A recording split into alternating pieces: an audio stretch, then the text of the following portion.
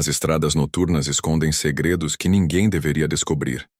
Naquele turno, quando aceitei dirigir por uma rota isolada e mergulhada na escuridão, eu não fazia ideia de que cruzaria algo que desafiaria a razão e colocaria minha sanidade à prova. Há coisas que a luz do dia jamais revela, mas à noite, na solidão do asfalto, o impossível parece ganhar vida. Eu nunca gostei de dirigir à noite, mas o trabalho exigia. Era uma entrega urgente, e o caminhão precisava estar em uma cidade a mais de 400 quilômetros antes do amanhecer. A estrada que eu tomaria era famosa por ser longa, isolada e sem sinal de celular. Mas eu não tinha escolha. Carreguei o caminhão com os últimos pacotes, conferi os documentos e já passava das $20 quando subi na cabine. Ajustei os espelhos, liguei o motor e respirei fundo. A noite estava escura como carvão sem lua para iluminar o caminho. Só havia eu, o ronco do motor e as luzes do caminhão cortando a escuridão. Os primeiros 100 quilômetros foram tranquilos.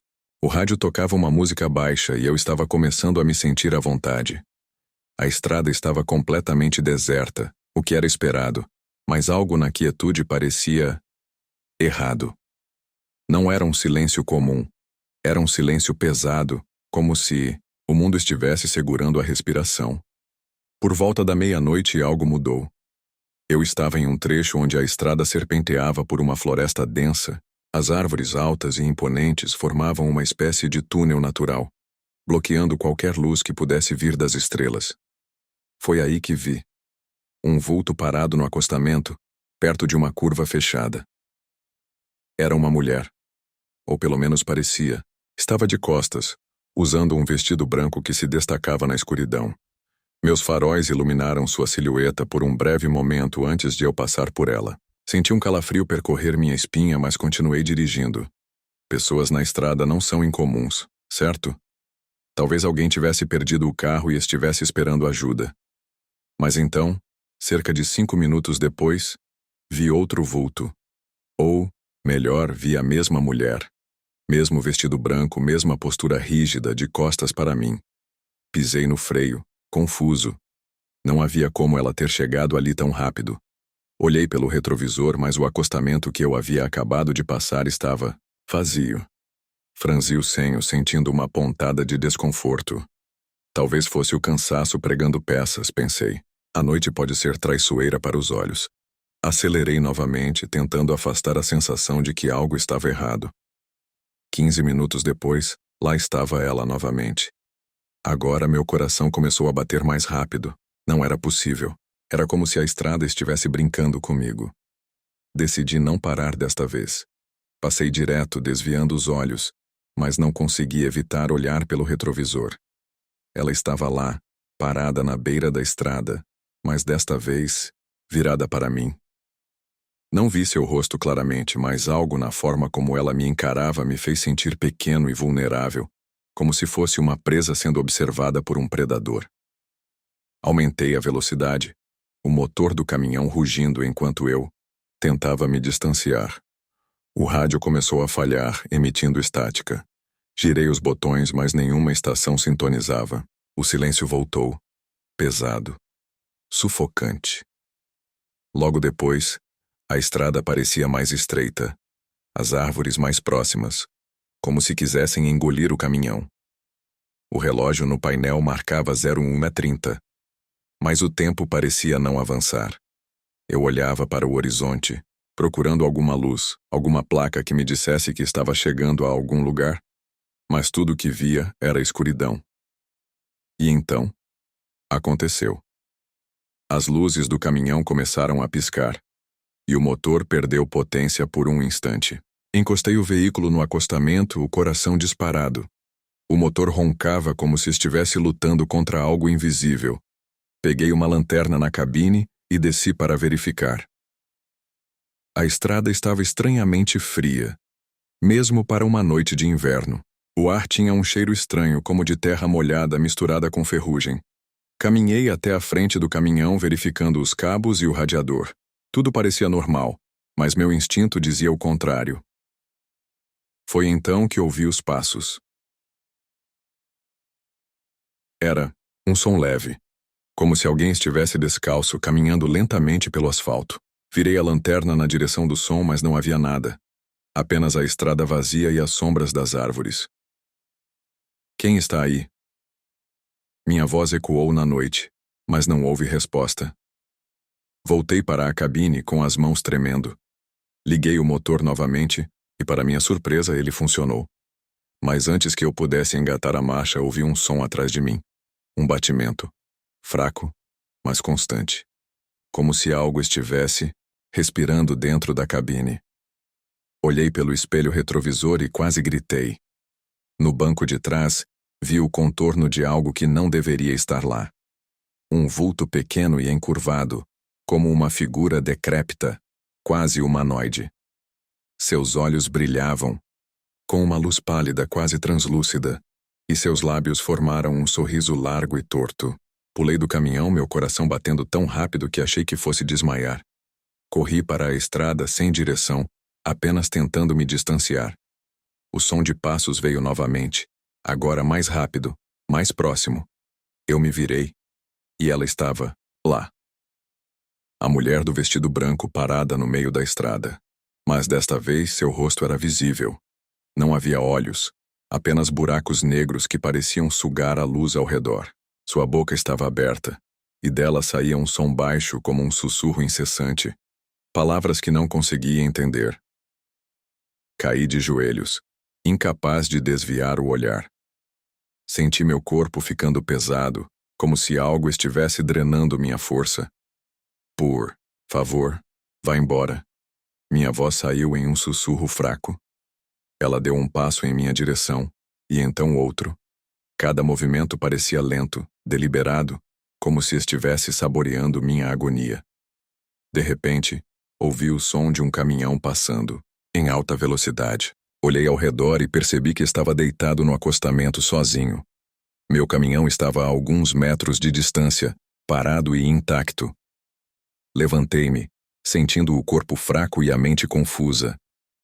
O relógio no painel marcava 050. O céu estava começando a clarear, e a estrada finalmente parecia normal. Conduzi o restante do caminho em silêncio, sem música, sem olhar para os lados. Quando finalmente cheguei ao meu destino, entreguei a carga e pedi demissão no mesmo dia. Nunca mais dirigi à noite, e, sinceramente, nunca mais quero passar por aquela estrada. Porque às vezes, quando fecho os olhos para dormir, ainda ouço os sussurros. E sei que ela está lá, esperando. O som do véu queimando foi a última coisa que ouvi antes de minha vida se tornar um pesadelo vivo. Se eu soubesse o que estava por trás daquele casamento, das palavras estranhas do padre, do sorriso vazio de Caio e das sombras que pareciam nos cercar, teria corrido naquela manhã e nunca olhado para trás. Mas não corri. Eu fiquei. E agora, enquanto escrevo isso, espero que você consiga entender o que realmente aconteceu naquela maldita fazenda.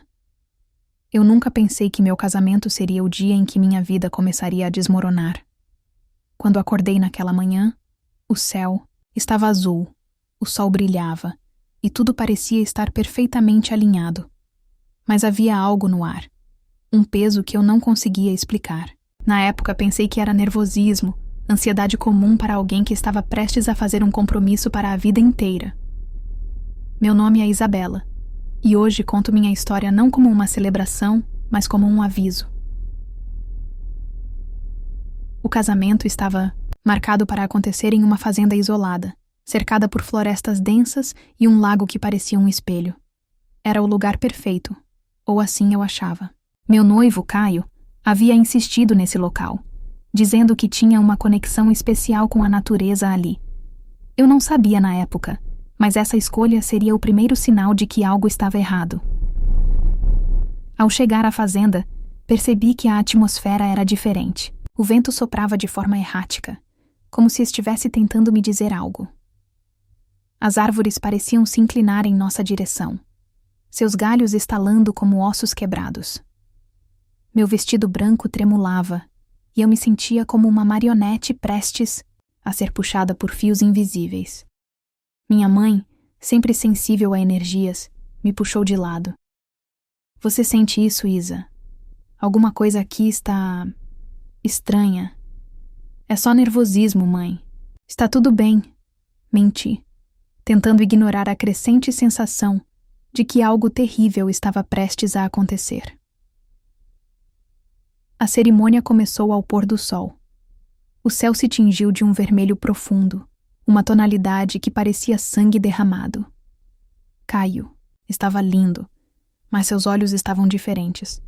Algo neles parecia distante, quase vazio. Quando ele segurou minhas mãos, senti um calafrio que correu pela espinha. Mesmo assim, segui em frente.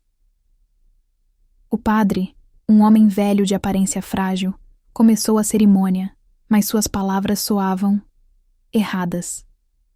Era como se ele estivesse falando em uma língua que ninguém ali conhecia, mas que, de alguma forma, todos entendiam. A cada palavra, o vento aumentava e as sombras ao nosso redor pareciam crescer. Quando chegou a hora dos votos, Caio segurou meu rosto com uma intensidade que me deixou desconfortável. Eu te escolho, Isabela. Por hoje, por sempre. E além disso, havia algo em sua voz que soava como uma ameaça. Depois dos votos, o padre pediu o véu. Eu hesitei. Era uma tradição antiga e estranha, mas eu não queria parecer rude. Entreguei o véu e ele o segurou acima de minha cabeça enquanto recitava uma oração. Foi então que tudo mudou. O véu começou a escurecer, como se estivesse sendo queimado por dentro. Fumaça preta se ergueu, e um cheiro horrível de carne queimada se espalhou pelo local. Gritos ecoaram entre os convidados enquanto o véu derretia em algo que parecia sangue. Foi só então que percebi. O que estava acontecendo não era humano. Olhos do padre ficaram completamente brancos, e sua voz se tornou um rugido gutural. As árvores ao nosso redor começaram a ranger, seus galhos esticando-se em nossa direção como mãos ávidas. Caio não parecia assustado. Na verdade, ele sorria. Finalmente, ele disse com um tom que não era o dele. Ela é minha. Tentei correr, mas meus pés pareciam grudados ao chão. Caio segurou minha mão com força, me puxando para junto dele. Por que você está fazendo isso? Gritei desesperada. Eu não tive escolha, ele respondeu. Você foi marcada desde o começo. Minha mente corria, tentando juntar as peças. Caio havia sido estranho desde o início do relacionamento, mas eu nunca pensei que ele pudesse estar envolvido em algo tão macabro. Ele me explicou, com uma calma assustadora, que nossa união era parte de um pacto antigo. A cada geração, sua família oferecia uma noiva ao espírito do véu, uma entidade que habitava aquela floresta, em troca de prosperidade e proteção. Eu era a escolhida dessa vez. Enquanto ele falava, o chão começou a rachar. Do buraco que se formava, um som terrível emergiu. Um choro misturado com risadas. Era como se todas as almas presas naquele lugar estivessem tentando falar ao mesmo tempo. Uma mão esquelética saiu da terra, seguida por outra. Algo estava vindo, e eu sabia que, se não escapasse, seria arrastada para o mesmo destino. Com toda a força que consegui reunir, empurrei Caio e corri. Os convidados gritavam, mas suas vozes eram abafadas pelo som crescente do vento e dos galhos quebrando. Eu corri para dentro da floresta, mas ela parecia interminável. As árvores formavam uma barreira viva, movendo-se para bloquear meu caminho. De repente tropecei e caí, rasgando o vestido. Quando olhei para trás, vi Caio me seguindo. Mas ele não estava sozinho. Algo estava com ele. Uma figura alta, encapuzada, com olhos que brilhavam como carvões em brasa. A entidade apontou para mim, e Caio começou a gritar. Ele caiu no chão, se contorcendo enquanto marcas negras surgiam em sua pele. Você falhou, a figura disse, sua voz como o som de um trovão distante. Agora, ela pertence à floresta. Não sei como, mas consegui levantar e continuar correndo. O mundo ao meu redor parecia distorcido, como se eu estivesse em um pesadelo. O chão estava coberto por raízes que pareciam vivas, tentando me agarrar. Por fim, alcancei o lago. A superfície estava quieta, refletindo o céu agora completamente negro. Atrás de mim, ouvi o som de passos se aproximando. Não havia mais saída. Eu podia sentir a presença da entidade se aproximando e sabia que, se fosse pega, nunca mais seria vista. Desesperada, entrei na água. O frio cortante era quase insuportável, mas continuei nadando. Quando cheguei ao meio do lago, uma luz pálida apareceu abaixo de mim. Era suave, mas irresistível. Uma voz sussurrou em minha mente. Escolha, Isabela. Afundar ou enfrentar seu destino. Eu não sei como sobrevivi naquela noite. Quando acordei, estava na margem oposta do lago, sozinha. O sol havia nascido, mas o lugar parecia morto. Não havia sinal de Caio, dos convidados ou da entidade. A fazenda estava vazia, como se ninguém tivesse estado lá em anos. Voltei para a cidade, mas nunca consegui explicar o que aconteceu. Ninguém acreditou em mim. Dizem que fiquei louca, que imaginei tudo, mas eu sei a verdade. E às vezes, à noite, ainda ouço o som do véu queimando e sinto o olhar do espírito sobre mim. O que quer que tenha acontecido naquele dia, não acabou. Não pode acabar. Porque no fundo eu sei. Ainda sou marcada.